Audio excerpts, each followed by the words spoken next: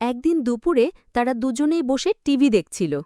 হঠাৎ টিভিতে এক সুন্দর ঝর্ণার দৃশ্য দেখানো শুরু হল। মা মা আমি ওই ঝর্ণা দেখতে যাব। মা বিড়াল তাড়াতাড়ি কাপড় গুছিয়ে রাখল, তারপর তাদের ছোট্ট সাইকেলটা বের করল।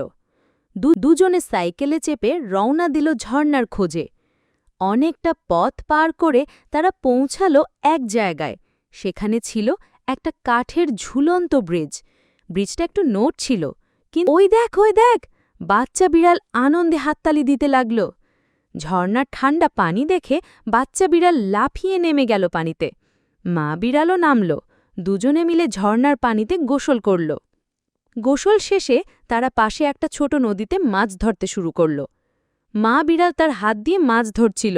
মা বিড়াল আগুনের ওপর কাঠ বসিয়ে সুন্দর করে মাছগুলো ভেজে ফেলল।